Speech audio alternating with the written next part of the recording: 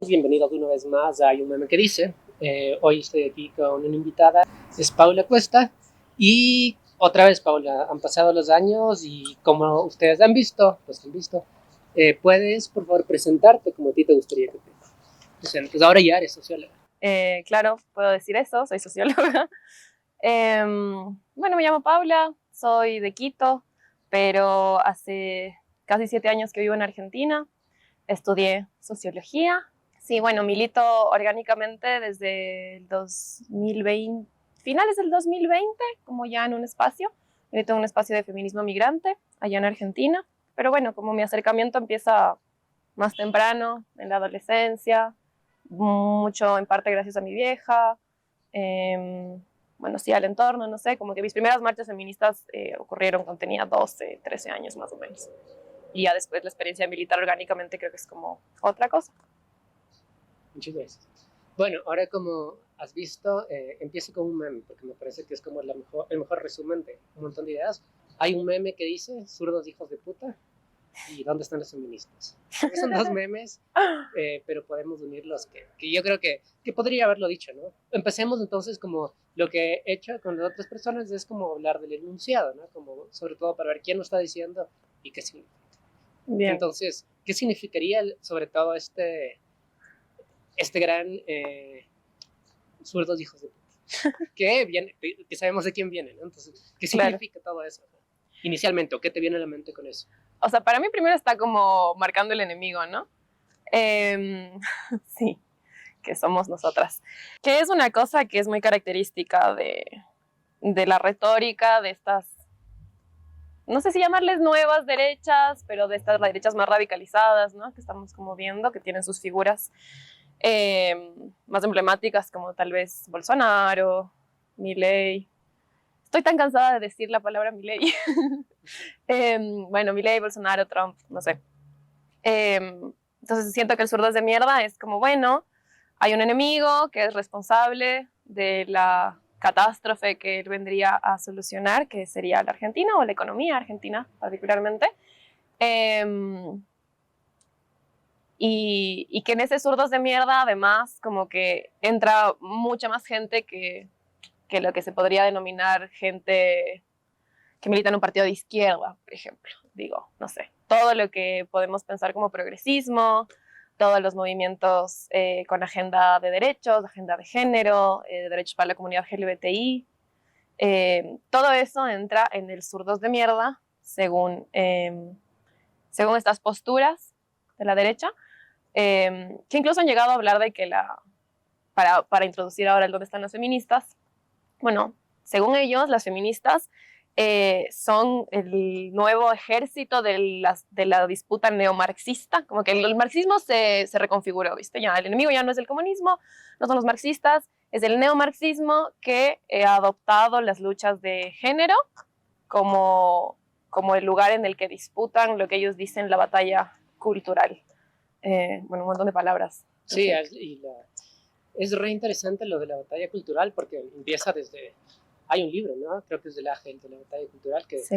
que es una locura. Pero en fin, creo que hay dos temas importantes que me encantan para discutir, que es mi ley y el feminismo, por otro lado. Entonces vamos yéndonos por ahí. Y primero quería preguntarte eso. Tú estuviste trabajando en Argentina, me contaste un poco sacando datos de por qué la gente votó por mi ley. Y es algo que se discute como que en muchos espacios, hasta hay otros memes que dicen, voy a ser sincero, voté por mi ley y es Kirchner, creo, o sea, como la caricatura. Entonces, a lo que va ese meme y otras cosas es que no es que, a ver, no es que la persona que es mi ley, ¿no es cierto? Que tal vez es esta persona de liberal, de derecha, no es que la misma gente que es muy como él, en aspectos, ¿no es cierto?, económicos, sociales, es la que votó por él, sino votó mucha gente, mucha más gente. Que es como él dice, es como que tiene afinidad por esas ideas. Ajá. Entonces, claro. ¿cómo entendemos el voto de Milei? Tal vez, o sea, empecemos por ahí. Primero, ¿quién es Milei? ¿Qué significa este personaje político, presidente ahora de Argentina? Y luego podemos ir entendiendo quién votó por Milei, que es un poco lo que tú estudiaste o intentaste entender. Claro. bueno, no sé si estudié, voy a hacer una aclaración ahí, no sé si estudié, pero básicamente cuando fueron las elecciones, las primarias, que en Argentina están abiertas, que es para definir el candidato de las listas, digamos, y Milei sacó un 30% y todos quedamos como fríos, con mucho miedo de que esto de verdad podría pasar. Bueno, pasó. Claro, como una pregunta muy urgente de decir, ¿qué está encontrando la gente en esta opción? Que por ejemplo, lo que hubiera sido la continuidad del gobierno de Alberto Fernández con Massa, digamos, que era como, si quieres, la opción más, sí, de mayor, que le apuesta más al desarrollo, digamos, más desarrollista, dentro de las que tenían posibilidades de ganar, ¿qué podían ver en Milei que no estaban viendo en ese proyecto, no? Porque además había, o sea, estos datos que circulaban, ¿no? Que si vos hacías un desglose de quién es la población que había votado, encontrabas que había un montón de población de los sectores más empobrecidos que habían votado por Milei, o incluso había un montón de voto extranjero por Milei, que era ahí había una gran pregunta de decir, ¿cómo puede ser que un tipo que defiende discursos en que los extranjeros son también una amenaza, son como un equivalente de zurdos de mierda, ¿por qué vienen a robar trabajo? ¿Por qué vienen a llevarse los servicios públicos de gratis? Por un montón de cosas más que circulan así como muy de sentido común. ¿Cómo puede ser que una persona que estaría comprendida dentro de esos discursos, que sería parte de ese enemigo, está eligiendo a su verdugo, por decirlo de alguna manera, ¿no?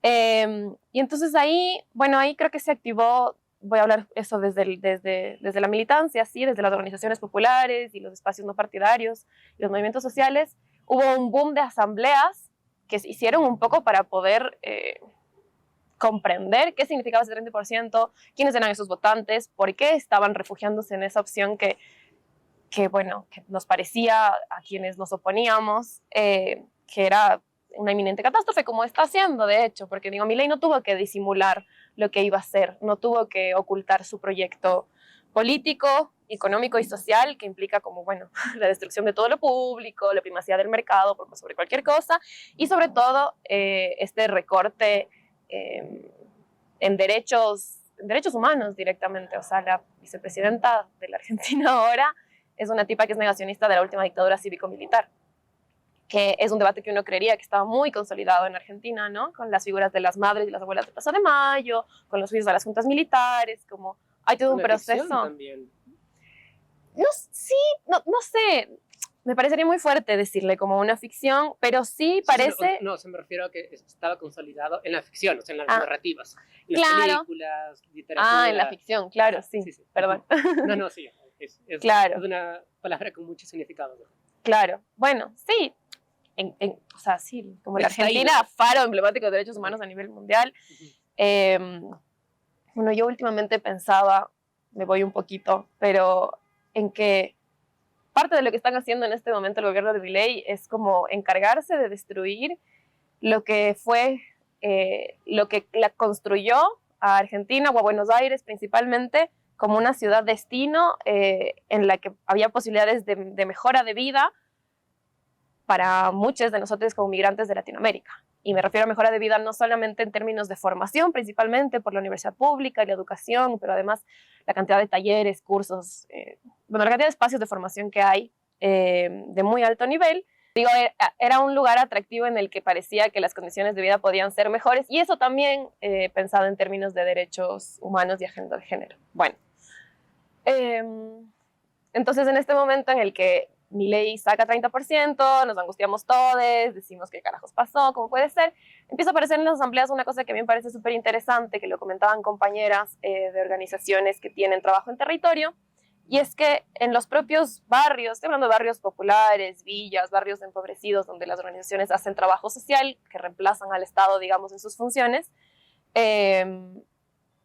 incluso la gente que participaba de los talleres, incluso la gente que estaba, que formaba parte de los movimientos, lo había votado. Yo estoy hablando de movimientos de izquierda, no del peronismo necesariamente, sino de movimientos realmente que se enuncian de izquierda. No progresistas. Sí, o progresistas también, pero esto era como organizaciones, o sea, sí, organizaciones, lo que se llama la izquierda piquetera allá, que tiene como otra tradición. Y entonces de repente era, ¿cómo puede ser que las bases de estos movimientos que forman parte de estas organizaciones, que por ahí, no sé, acuden al comedor comunitario que se hace en el barrio o acuden a los talleres, etcétera, como tienen una relación con esta organización, esa relación no había fallado en construir una, no sé, cierta convicción ideológica, porque si vos tienes relación con estos movimientos y tienes una convicción ideológica acorde, digamos, no había manera de que votes por un tipo que proponía algo como lo que proponía. Y entonces ahí había, bueno, sí, una falencia en ese no ver que no necesariamente la participación de bases militantes en una organización significaba una adhesión ideológica, sino también en que la desesperación por la situación económica, el no ver un plan y una opción clara en la continuidad del peronismo, el que efectivamente el gobierno de Alberto Fernández no haya mejorado la calidad de vida de un montón de personas, por más de que fue la pandemia, hasta la sequía, la guerra en Ucrania, no sé, un montón de argumentos que se dijeron después de por qué no había sido un gobierno de crecimiento, de mejora, sino más bien de contención. Eso en el cotidiano la gente no sé, no le resolvía su preocupación más inminente, que es que los precios seguían subiendo, la inflación seguía subiendo y el peso cada vez vale menos y los salarios no llegaban a estar a la altura de lo que vos necesitas para subsistir. Entonces sigues trabajando lo mismo, cada vez ganas menos y cada vez puedes adquirir menos. Y entonces en esa caída y además con un discurso súper instalado sobre que los responsables de ese malestar económico fue, no sé, Cristina o el kirchnerismo, o Cristina robándose 3 PBIs como si eso fuera posible. O sea, la corrupción, ¿no? Como el gran mal. Yo creo que se juntó como eso, esa angustia económica y poder establecer muy claramente un responsable, y apareció un tipo que dijo, yo no solamente que odio a estos responsables como los odias vos porque te jodieron la vida, sino que no soy como ellos, no soy la casta, medio que una figura como casi que un outsider, ¿no? Porque es bastante un outsider, Milei, en relación a los políticos y partidos tradicionales, y con una propuesta súper radical, como si quieres, es horrible, pero hasta como revolucionaria, no sé, por decirlo de alguna manera, ¿no? Como una transformación muy a fondo, y lo que más escuchabas después es, no sé, en grupos focales y en ese tipo de mediciones, es que la gente le apostó a un cambio. Había un montón de gente súper joven que decía que sus familias habían sido todos peronistas en sus familias y ellos ahora pensaban que sus papás habían sido muy engañados por los políticos y que por eso no había, la calidad de vida de todos ellos no había mejorado, y veían, no sé, a sus padres o a sus madres seguir trabajando un montón y que todavía no les alcance y ellos tener aún menos perspectiva de futuro. Y entonces decían, bueno, claro, se comieron un cuento de que estos les van a solucionar algo y son los mismos de siempre, y entonces tiene que ser algo diferente, algo tiene que cambiar. Esa era una consigna que se repetía mucho. Tiene que haber un cambio. No sabemos si va a ser un cambio bueno o va a ser un cambio malo, pero tiene que haber un cambio a costa de lo que sea. Creo que voy a hacer muy pocas preguntas en relación a eso, porque creo que lo explicaste bien. ¿Qué es la idea del cambio, ¿no? En muchos aspectos. Y algo en lo que pienso es que probablemente la gente, o cómo se vio esto, no sé si tienes información, en que me recuerdo un poco a otras elecciones pasadas aquí, en las que solo se buscaba derrotar al correísmo, por ejemplo, que significaría un cambio también. Pero a pesar de eso, ¿crees que la gente no estaba interesada realmente como en el proyecto de Milei como tal? Como en ahondar qué podría significar, qué podría haber pasado con Lasso, por ejemplo. O sea, como yo solo no quiero votar por Andrés Arauz, en su momento por Lenin, porque solo quiero ver otra opción. O sea, y pienso esto porque pienso mucho, y esto tal vez sí es muy propio de acá y no necesariamente de Milei. Milei creo que dentro de todo sí tiene una agenda y todo, pero el anticorreísmo de aquí solo es oponerse y no proponer, ¿no? Entonces es como, no sé si hay algún eco o algo que se pueda encontrar.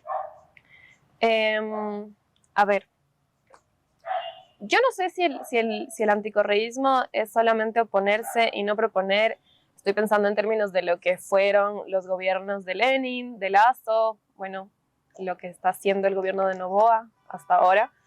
Ahí hay un proyecto político igual, que es un proyecto político en muchas cosas y en otras no tanto, contrario a lo que significa el proyecto político de Correa, digamos, o de la Revolución Ciudadana. Digo, los gobiernos neoliberales tienen un proyecto y tienen una disputa ideológica ahí. Hay una convicción también por algo. No sé si, a ver, creo que siempre hay que pensar que tiene que haber más de un factor para poder explicar cualquier suceso, digamos. Y entonces yo sí creo que hay un núcleo, como Lazo lo debe haber tenido, capaz menos fuerte que lo de Milei, creo, porque siento que lo de Milei es... hay mucha convicción en ese proyecto, al menos de parte de él. O sea, no sé, por ejemplo, si lo comparamos con Macri. Macri no es un tipo que tiene convicciones. Exacto. Macri es un empresario bastante perverso, que se alía con Milei porque ve una oportunidad de volver al poder, porque se da cuenta de que con la candidatura de Patricia Bullrich no van a llegar, y en cambio si es que se alía y le da su respaldo a esta derecha más tradicional, que se había vendido en su momento como muy pospolítica y tal, como más negadora del conflicto, que no es de las mismas, digo, no, Macri nunca tuvo las mismas formas de Milei, sin embargo no tuvo ningún problema en subirse a ese proyecto y decir ahora defendemos esto porque es la manera de llegar al poder. Macri no tiene convicciones. Milei sí. Milei, yo creo que Milei, aunque sea él individualmente, está súper convencido de que sus creencias son reales, de que ese es el camino, de que él es medio que un mesías, claro, un falso mesías igual, eso lo decía Grabois, le decía es un falso profeta, pero él está convencidísimo de eso.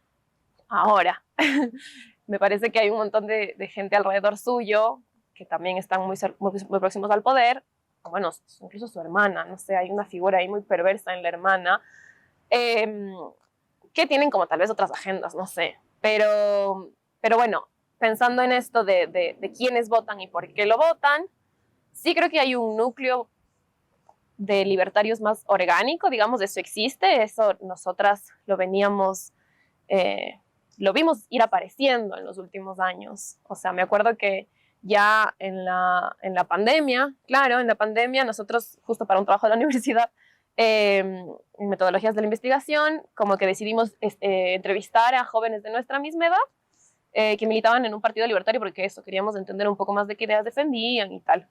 Y eso ya, o sea, había células, así, unidades básicas ubicadas en distintas partes, con gente que estaba convencida militándolo. Ahora, eso obviamente no alcanzaba para que Milei gane. Entonces, y creo, no sé, pensaba de nuevo en lo que dijiste de lo de Lazo. Supongo que habrá gente que efectivamente, o sea, hay gente de derecha, que incluso la gente que sabe estudiar eso y que si lo ves en porcentaje es como que un núcleo que se mantiene, digamos, o sea, el núcleo del anticorreísmo tiene un porcentaje fijo, digamos, pero necesita que se le sume algo más, que capaz son estos votantes más flotantes para poder imponerse en las elecciones, ¿no? Y en el caso de Milei creo que hay mucho de eso. Bueno, creemos, hasta ahora como lo que se conversa un poco es que hay muchos votantes que se llamarían flotantes, que son los que podrían empezar a estar decepcionados de su gestión actual.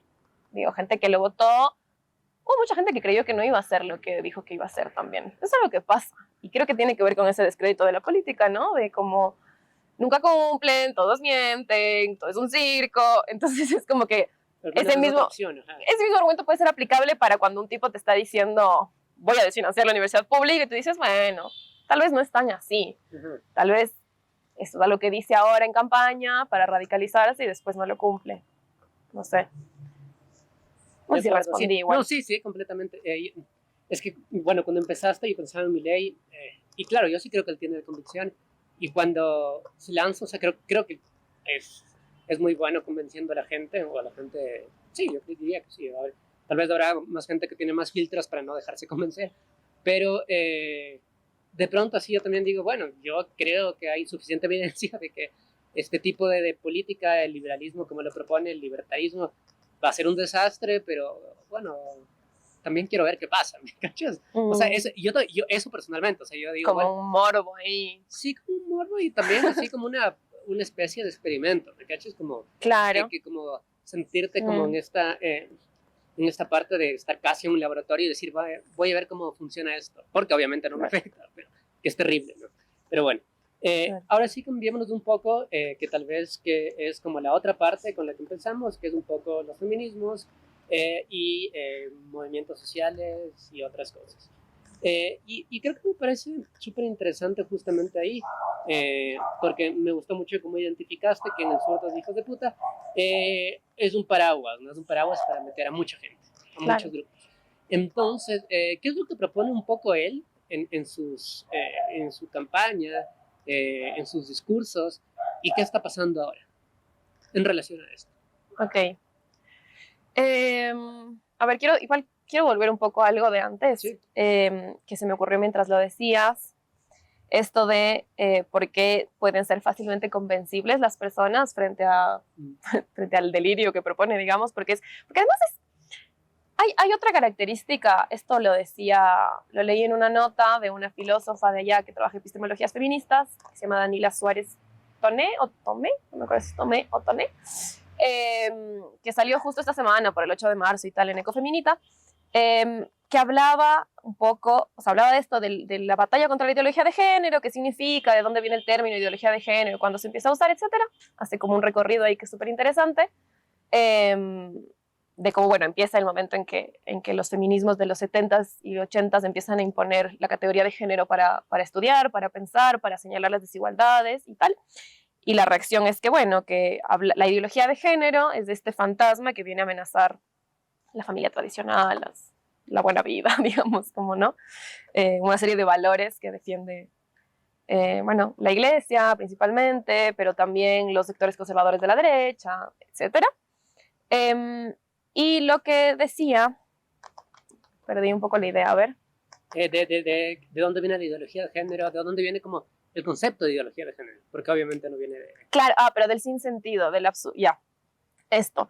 Que una característica que ella decía y que hace que sea tan difícil debatir un poco es que con estas derechas, estas ultraderechas, no les importa como, son aliados de las fake news, digamos. No solamente como para trolear en internet, porque son ejércitos de troles los libertarios, sino incluso para que Milei puede dar discursos, y lo ha hecho, Patricia Bullrich también, tirando cifras que son muy fácilmente desmentibles y que sin embargo eso no parece ser relevante, que ya no parece ser importante ir a verificar la información y esos argumentos, ¿no? Y entonces es como que hay un sinsentido que primero te desconcierta, te indigna mientras vos te opones, es muy difícil desarmarlo y mientras vos estás haciendo ese esfuerzo de supuestamente como desmentir ese argumento, esa falacia. Parezco abogada, qué horrible decir falacia. Sí, parezco libertaria. Parezco libertaria, qué horrible decir falacia. Al final sí, no. Hay que apropiarnos otra vez de ese término. De la hay lógica, que apropiarnos de todo. Hay que reapropiarnos de la palabra libertad también. Pero bueno, como que en el desarmar eso es como, estamos discutiendo entre nosotros indignados, estamos indignándonos porque los datos son falsos y después hacia afuera parece que no importa realmente, que no pasa nada con que el presidente vaya a una conferencia mundial y tire datos falsos o diga que el feminismo es la nueva versión de los neomarxismos y son parte de la agenda socialista, como del proyecto socialista por tomarse el poder. Y es que es un poco como crear el enemigo, ¿no? Que es que siempre va a funcionar. Y pensando en esto de la estructura de los datos, o sea, yo creo que, o sea, si dices un dato siempre va a sonar más convincente, ¿no? O sea, como va a sonar a que, como discursivamente que tienes información. Claro, y que además ahí, viene socióloga lo que va a decir, pero los datos son una construcción también, los datos se construyen, o sea, importa qué estás midiendo, por qué lo estás midiendo, cómo lo mediste, y no es solamente la cifra ahí como resultado. Pero bueno, eso es algo que no se habla mucho más. O sea, si es que ya cada vez importa menos verificar las fake news, imagínate lo que importa verificar una cifra que alguien te dice. Es como, claro. Hay esta oda al número que es como, bueno, entonces eso es cierto, ¿viste? Me tiró una cifra, entonces... Debe ser. Claro. Claro, algo así, solo como antes de volver a los feminismos, yo sí leí el libro negro de la nueva izquierda, y es increíble porque él utiliza mucho este método de según estudiar y sé qué, que da como una autoridad, pero si tú te pones a buscar de dónde vienen estos artículos, son artículos de páginas evangélicas. Claro. Entonces es como, digamos así que metodológicamente, o sea, si ya te pones a analizar, encuentras como fácilmente eso, pero nadie, o sea, no te vas a dar el tiempo. Y suena como que, claro, los homosexuales matan a sus hijos, o sea, como Claro, tipo efectivamente. cosas así, y claro. Y Entonces, nosotras abortamos todos los días. ajá, entonces ves eso y dices, claro, hay un estudio que dice eso. Y ya está, y ya claro. Está. Sí, sí. Bueno, ahí la derecha se portó bien estratégica y dijo como hay que empezar a hacer producción intelectual, ¿cachas? Sí, completamente, y creo que es una estrategia de la retórica que le supera a la izquierda, definitivamente. Ahora sí, o sea, están haciendo bien en eso. Ahora sí, como volviendo, ¿no es cierto? Entonces, ¿qué pasó con estos movimientos sociales que prometió Milei y qué está pasando? Bueno, son tantas cosas las que han pasado desde que asumió Milei que es como medio difícil poder seguir la cronología, pero estoy pensando como así golpes puntuales a lo que sería una agenda de género, ¿no? Y de derechos. Bueno, cerraron el INADI. El INADI es el Instituto Nacional contra la Discriminación, la Xenofobia y el Racismo. Y lo cerraron porque lo calificaron como uno de los gastos innecesarios del Estado, ¿no? Están con esto de que el Estado es un Estado obeso, hay que recortar, etc. Que esto era un empleo militante, esas fueron las declaraciones que salieron a decir, como basta de los lugares que le dan empleo militante, como que estaba lleno de kirchneristas, entonces hay que sacarles todo, ¿no?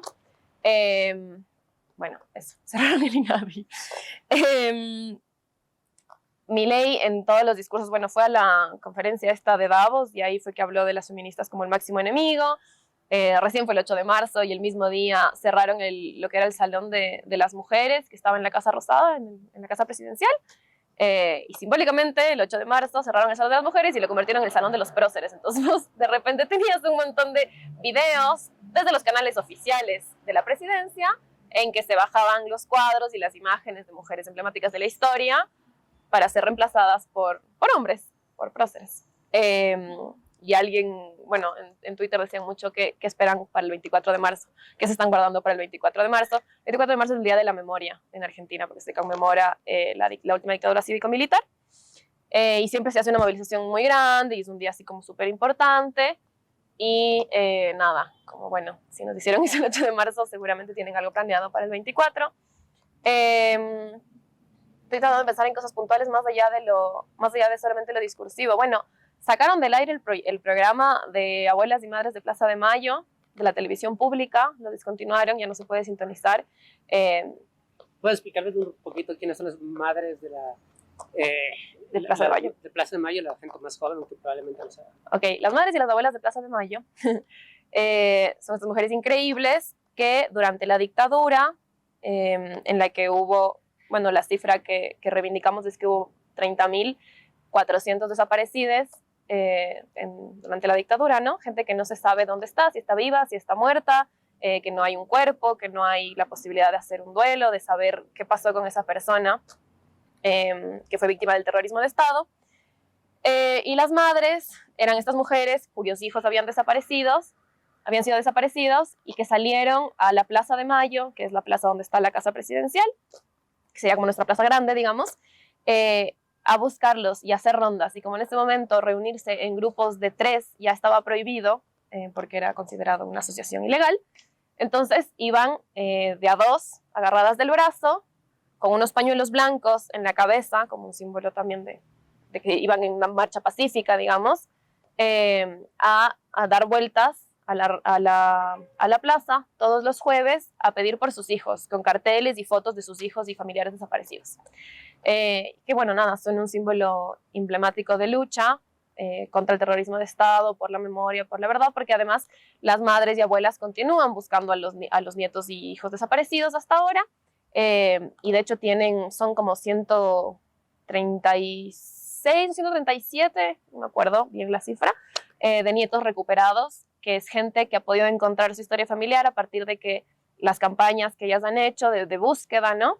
Que es como, bueno, si naciste entre tal y tal fecha y tienes dudas sobre tu identidad, porque hay muchos de estos niños que no fueron asesinados, sino que fueron robados y fueron entregados a otras familias. Estos eran hijos de las personas que eran consideradas enemigos por la dictadura militar, que eran militantes de izquierda, sindicalistas, a veces gente que ni siquiera estaba involucrada, gente solamente que era, no sé, docente de ciencias sociales, bueno, todos los que serían los zurdos de mierda de Milei, ¿no? Pero en su momento los subversivos, que era como los llamaban desde la dictadura, que muchas de las personas que fueron detenidas, torturadas y desaparecidas, algunas mujeres que estaban embarazadas o que ya tenían hijos en brazos, sus bebés fueron robados y entregados en una adopción completamente ilegal a otra familia.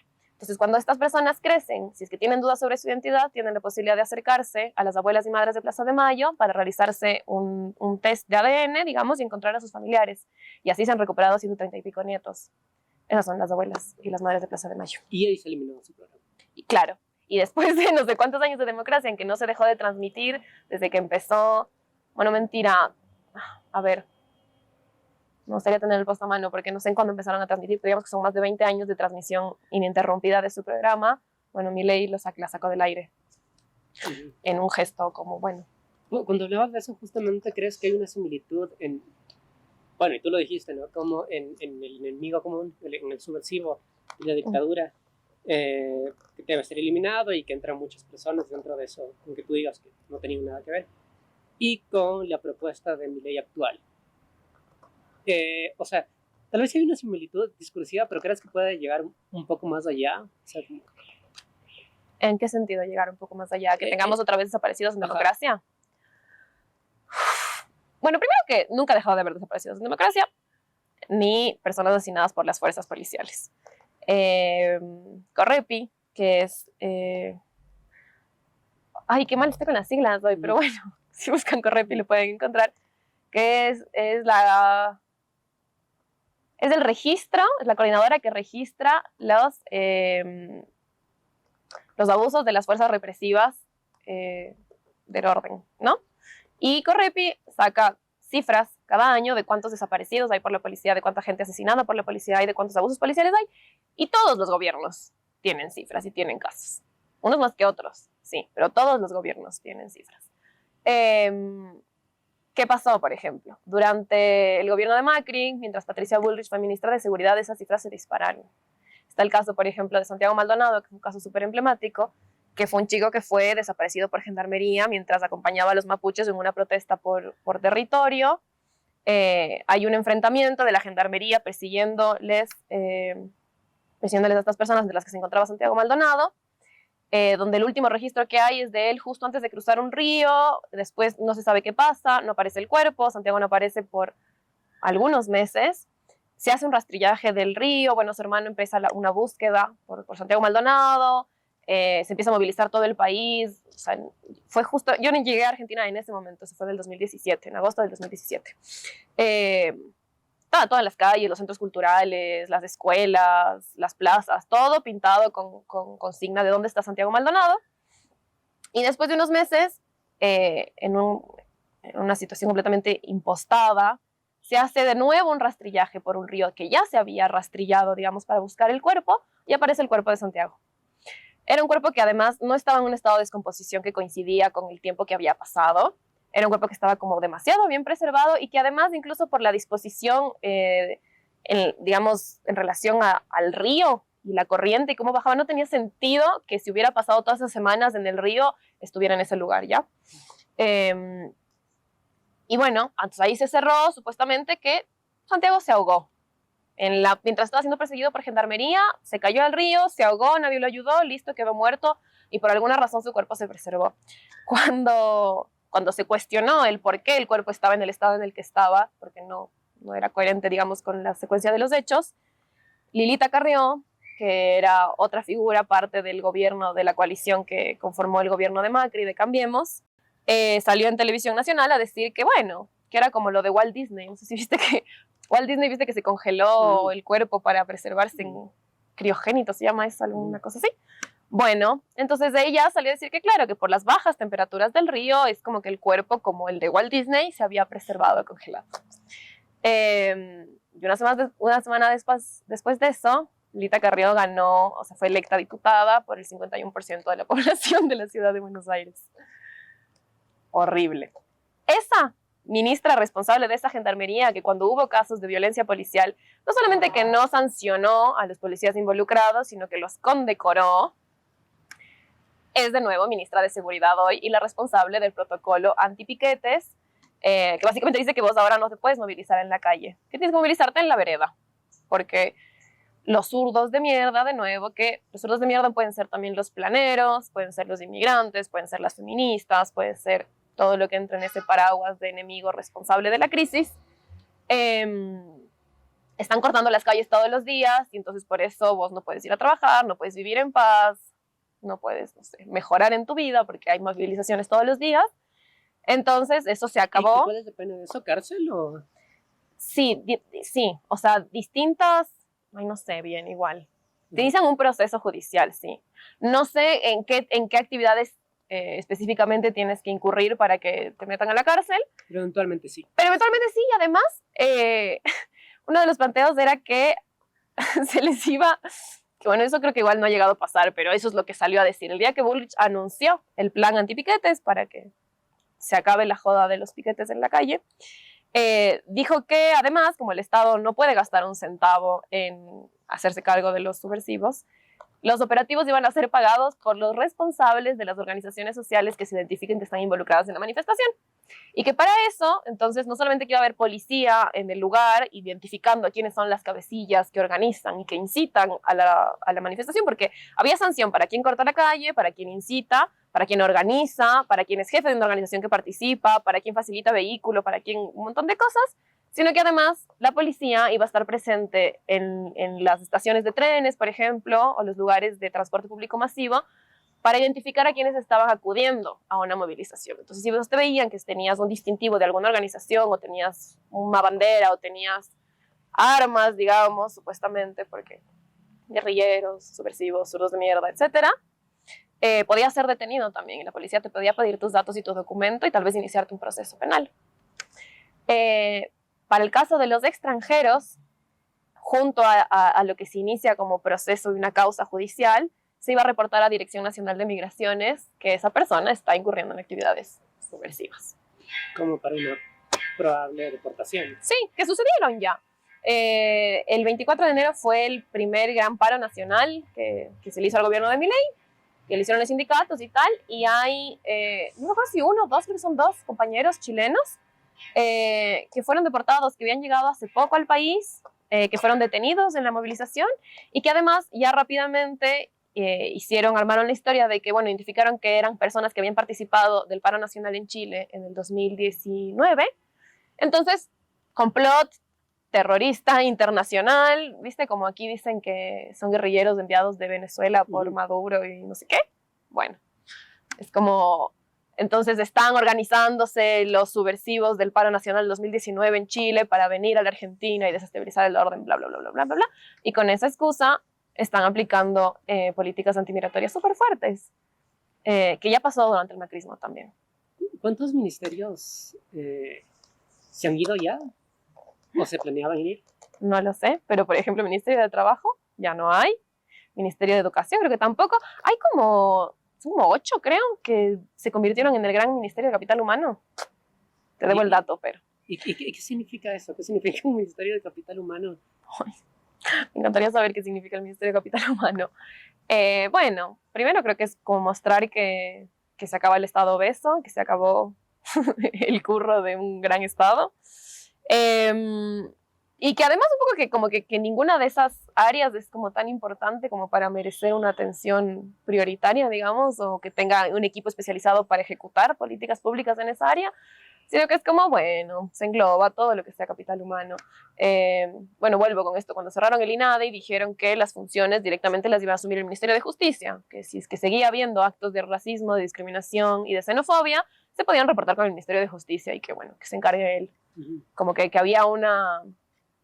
Sí, como un exceso de institución, exceso de institucionalidad para abordar temas específicos.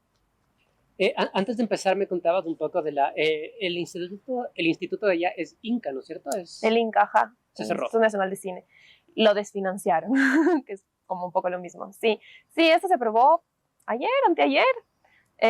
Recortar completamente el presupuesto del Inca, que eso implica recortar todos los cines que reciben fondos del Inca a nivel nacional, que son los cines en los que, bueno, no solamente que puedes consumir cine nacional y cine independiente de otros lados, sino que suelen ser los cines que tienen una entrada más accesible.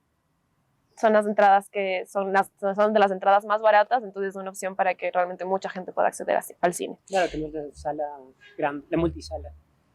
Y además, bueno, y además desfinanciar el Inca significa desfinanciar los principales festivales de cine del país también, ¿no? El Festival de Mar del Plata, que es como el más emblemático. Son importantes para el mundo, de hecho. Sí, probablemente no se va a poder hacer.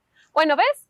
Ese es otro lugar que se desarma de por qué la Argentina podía ser un destino deseable para quienes venimos de otros países latinoamericanos. O sea, mucha gente se fue a estudiar cine allá. Y dentro de todo, o sea, es un festival de cine siempre se convierte como un atractivo turístico también, o sea, claro.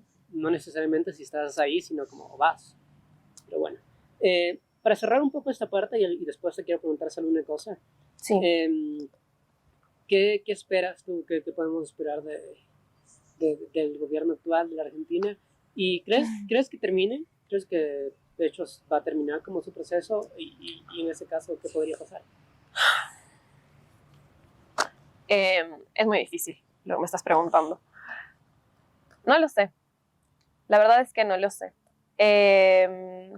Pienso varias cosas. A ver, si es que pronto no arreglan el desastre económico,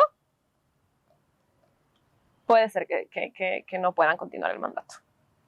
Digo desastre económico y hay, no sé, una devaluación del 160%, una inflación acumulada del 60%, los salarios están muy por debajo de todo eso, no sé, los jubilados son de los sectores más afectados, las universidades públicas ya dijeron que con el déficit que tienen, porque no se renovó la partida presupuestaria, ¿no?, de este año. Entonces, se les está asignando que funcionen con la misma cantidad de dinero que funcionaron el año pasado, eso con una suba estúpida de todo lo demás.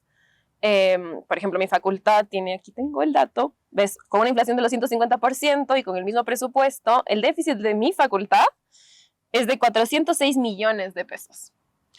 Eso significa que las universidades dijeron que más o menos hasta mayo tienen posibilidades de funcionar con las condiciones mínimas, que eso significa poder hacer mantenimiento de los ascensores, poder pagar al personal de limpieza, o sea, que la universidad pueda abrirse y servir. No te digo nada más porque además nuestras universidades ni siquiera tienen papel higiénico ni jabón en los baños. Entonces, no es que ese dinero era para que se invierta y mejor, no, es como lo mínimo que necesitan para funcionar, a menos que se cambie la partida presupuestaria que se les asignó, solamente pueden funcionar hasta mayo. Bueno, lo mismo, se cerraron las negociaciones para el salario docente, se negó las paritarias, que es la instancia en la que los docentes pueden negociar su salario con el gobierno, y entonces, si todas esas cosas se mantienen y empeoran, es muy difícil que todos esos sectores no salgan y no estalle eso y se ponga en juego las posibilidades de gobernabilidad del gobierno. Pero, ¿qué pienso? Eso es como, bueno, si es que el desastre económico no aminora en algún momento. Lo otro es que pensando más en términos de los movimientos sociales, que bueno, ahora está sucediendo mucho, la gente está organizando mucho en asambleas barriales. Es una modalidad que viene de un repertorio de lucha muy común en Argentina, se hizo en el 2001, cuando también tuvieron una crisis impresionante, se ha hecho en otros momentos, digamos. La gente está volviendo a las asambleas barriales, que me parece un espacio súper interesante porque no solamente es como espacios no partidarios, sino que siento que repara un poco lo que está tan roto, que permitió un poco que Milei asuma, que es como los vínculos, ¿no? Como los vínculos más comunitarios, el estar en una construcción colectiva, conocer con la gente que está a tu alrededor, que está padeciendo lo mismo que vos, que tiene las mismas problemáticas que vos, y que además es una dinámica bien horizontal, la de las asambleas barriales. Entonces puede asistir cualquier vecino, cualquier vecina, cualquier vecine, y empezar a involucrarse en una actividad política. Entonces ahí veo que se está como reparando un poco lo que varias personas de los movimientos sociales llamaban una desarticulación del campo popular, por ejemplo, por decirle de alguna manera, que yo creo que tuvo un poco que ver con la pandemia, pero tuvo mucho que ver con, te hablo desde los feminismos, por ejemplo. El aborto, cuando se debatió por primera vez en el 2018, que es estas imágenes así impresionantes, que además como, bueno, dieron una nueva vitalidad a las luchas por la despenalización en el resto de países de Latinoamérica, fuimos 2 millones de personas afuera del Congreso pidiendo que se legalice el aborto, lo cual fue increíble. Éramos todas y todes oposición. Gobernaba Macri. Y lo que tienen los feminismos en Argentina es que hay una buena parte de los feminismos que son feminismos partidarios. Y entonces el momento en que Alberto Fernández asume y crea el Ministerio de Mujeres, Sexualidades y Género, Ministerio de Género, sí, o diversidad, pues ni me acuerdo, Ministerio de Mujeres, Género y Diversidad, ahí va. El peronismo feminista dejó de movilizar. Y entonces de repente en las fechas importantes de movilizaciones emblemáticas como la conmemoración del Ni Una Menos, o el Día Mundial contra la Violencia contra las Mujeres, o el Día Mundial por la Despenalización del Aborto, y así como distintas fechas a lo largo del año que los feminismos movilizamos a las calles, en varias de esas, los sectores feministas partidarios del peronismo y del kirchnerismo no movilizaron. Y eso pasó, o sea, me imagino, yo hablo de los feminismos porque es como mi experiencia, ¿no? Pero esa desmovilización que viene de estar siendo oficialismo, para mí tiene un costo súper grande, y es que no solamente que está súper fragmentado y súper disputado, las asambleas previas al 8M a las que asistieron mis compañeras son horas y horas de muchas personas de partidos repitiendo lo mismo y tratando de instaurar su propia agenda, que entonces, primero que son expulsivas para cualquier persona que no esté ya organizada. Si vos eres una persona que está asistiendo por primera vez a una asamblea grande y de repente sientes que toda la discusión que se da es que se están tirando entre un partido y otro, no vas a tener ganas de quedarte, no vas a sentir que puedes participar tampoco. Entonces, yo creo que ahí eso, como, bueno, en el caso de los feminismos, lo partidario ha hecho mucho daño, fragmentado un montón, y eso hace que de alguna manera hayamos estado menos organizadas y menos preparadas para enfrentar un gobierno que, por ejemplo, amenaza con justamente derogar la ley de interrupción voluntaria del embarazo, que es una conquista muy reciente. Ni se diga como lo que amenaza en términos, bueno, esto, también, volviendo a qué viene haciendo mi ley en relación a las agentes de derechos, se prohibió el lenguaje inclusivo. Que uno dice, primero, ¿cuánto usaban lenguaje inclusivo en las instituciones?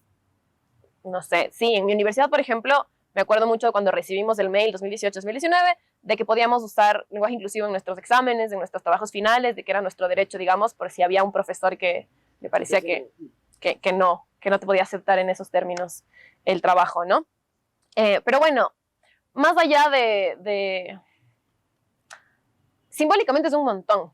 No, sí, es prohibir el lenguaje. Es prohibir el lenguaje y es prohibir un montón de identidades. Es decir, bueno, no, sabes que no existen. Y entonces, obviamente hay una preocupación súper,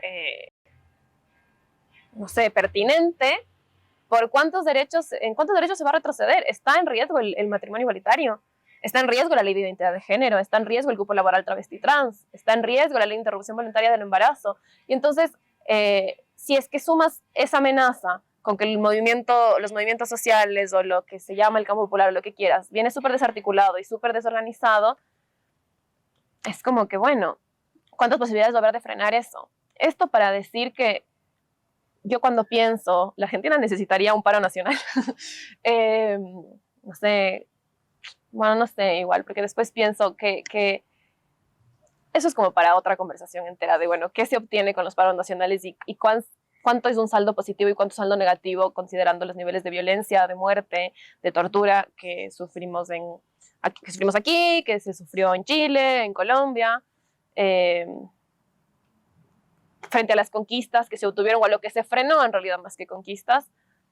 Ese saldo es positivo o negativo, no lo sé, pero sí pienso que las posibilidades de que una movilización de esas características se dé en Argentina, la veo un poco más difícil, no sé, o sea, si bien son un país que no sí fácilmente, pero que la gente tal vez tiene un poco más de cultura de salir a movilizarse a la calle, sí, salen y hacen un paro espectacular un día y tienes estas imágenes de un montón de gente ahí en Plaza de Mayo. No sé cuántas de esas personas estarían dispuestas a entrar en una dinámica de conflicto en las calles que sea sostenido y que sea enfrentarse a una represión brutal como las que se dio aquí o la que se dio en Colombia o en Chile. No sé, creo que ahí... O sea, creo que está bien no tener una respuesta, creo que es mucho más honesto que otra cosa. Y un poco para cerrar, creo que estamos cerca de la hora, hay estos estudios, no solo uno, cabe recalcar que los métodos para mí en ese caso sí son mucho más confiables. En que, sobre todo en el norte global y probablemente en Argentina también, no sé, de aquí, empiezo a ver un rechazo súper grande hacia los feminismos, hacia las luchas sociales, sobre todo desde el conservadurismo, también desde el machismo, desde la, Los incels del sí, mundo los están incels del mundo. unidos. Exacto. Entonces, yo pensaba eso y decía, wow, o sea, como nunca vamos a cambiar, no sé, nunca se van a conquistar algunos derechos, pero de ahí me puse a pensar necesariamente, así sonando un poco pesado, como el proceso dialéctico de la historia. Entonces, es como, ¿crees tú que hay esa esperanza? O sea, que tal vez el rechazo que existe ahora, muy mediático, de incel sobre todo, y sobre todo de misoginia, diría, contra los feminismos, porque es eso, no es otra cosa. Sí. Es un proceso que va a devenir en otra cosa, o sea como que en un nuevo espacio, y lo que se critica mucho ahí es, o la gente, ¿no? La gente que está un poco como en un centro, digámoslo así, que lo que le molestaba a la gente o hay esta reacción es han sido un poco como por los discursos y por las estrategias que se han usado, desde los feminismos, los derechos sociales. Yo no creo eso, pero eso es el gran tema, ¿no? Como los que critican las formas, dices. Ajá, exacto. Ay, para mí nunca es un tema de las formas, igual. Ajá. 100% del contenido. Lo que les molesta, ¿no? Uh-huh. A ver, yo creo que primero que siempre ha existido esa resistencia, o sea, esa es nuestra historia, digamos. No es una novedad, por eso digo por eso decía antes, que me cuido de decirle como nuevas derechas o qué de nuevas tienen, capaz eso es más aplicable, preguntarse qué es lo de nuevo que tienen, porque finalmente defienden un montón de ideas conservadoras y reaccionarias que tienen una larga tradición, digamos. Sí creo que hay como... Creo que es una reacción en buena parte, ¿sabes? Creo que de repente la derecha haya encontrado muy útil usar este ataque contra la ideología de género y las feministas mata bebés y como, bueno, todo este imaginario de monstruo enemigo, están amenazando nuestros valores y tal, tiene que ver con que sí creo que los feminismos o el feminismo, primero creo que es el movimiento social más trascendente en la actualidad, no tengo ninguna duda sobre eso. Es un movimiento profundamente transversal en términos de clase, por ejemplo, y que además tiene, capaz es el único movimiento que es realmente internacionalista.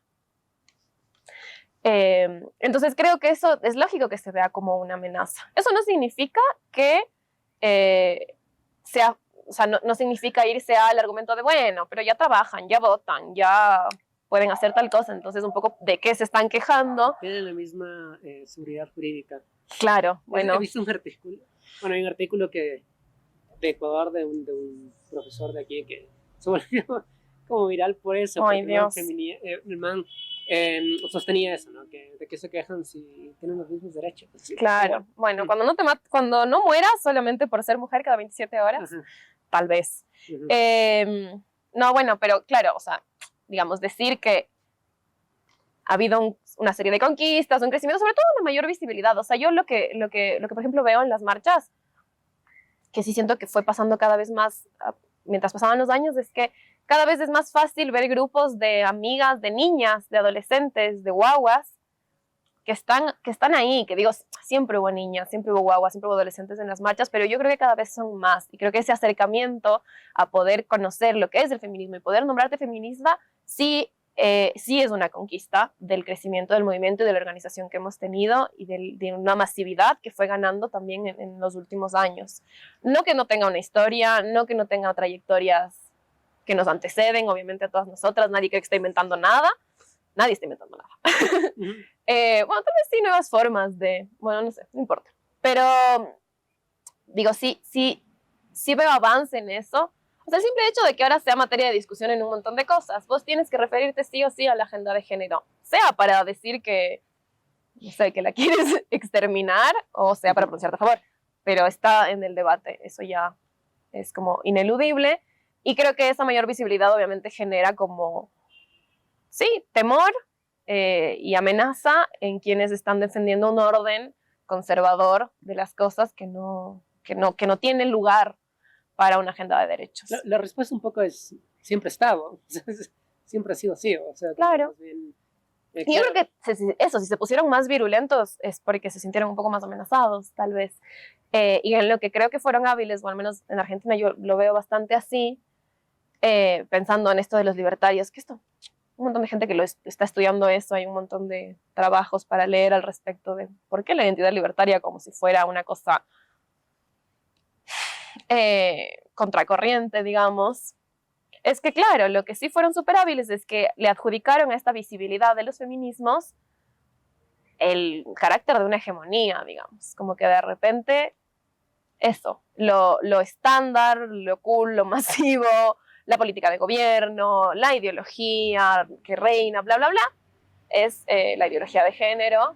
Y entonces, lo que significa responder a eso y rebelarte es ser libertario y defender un montón de ideas súper conservadoras, en realidad. Revolucionario, supuestamente. Claro, que es como, bueno, es súper ilógico, ¿no? Pero funcionó, discursivamente funcionó, porque de repente tienes eso, tienes un montón de adolescentes de 15 años que están todos ahí exaltados viendo a Milei gritar y como que sienten que encontraron a una especie de líder ahí casi espiritual, te diría, como respuesta a la amenaza de sus compañeras del colegio organizadas para que no puedas violentarlas, ¿no? Eso lo lograron, lo consolidaron. No, o sea, no sé si está ya consolidado, es como, bueno, sí, abierto para mí.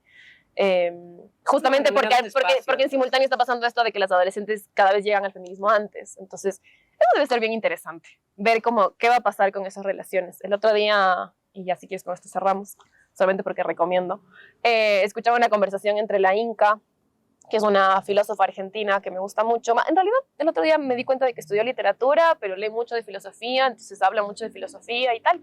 Que la entrevistaba Tamara Tenenbaum, que ella sí es filósofa, que es esta escritora, que se hizo como más famosa aún porque hizo esta serie, escribió este libro que se llama El fin del amor, que recién lo hicieron serie en Netflix con Lali, entonces pegó como un boom ahí su fama. Pero bueno, estaban conversando las dos, y Tamara Tenenbaum hablaba de lo difícil que está la heterosexualidad, y se preguntaba por esto, por cómo van a ser los vínculos afectivos entre los adolescentes, y tal vez no tan adolescentes también, entre estas chicas que son muy feministas y estos varones que son todos libertarios y que están como directamente, o sea, sí, directamente amenazando los derechos por los que vos estás peleando. Como cómo se van a construir las relaciones afectivas entre esas personas. No, me parecía como algo muy interesante para pensar. Sí, no lo había pensado porque yo estoy viejo, pero, o sea, ya no, o sea, sí, bueno, a lo que vas como también, como que no necesariamente con los adolescentes, sino creo que siempre nos estamos replanteando cosas también, ¿no? Como adultos, que es muy importante. Pero claro. Sí, interesante.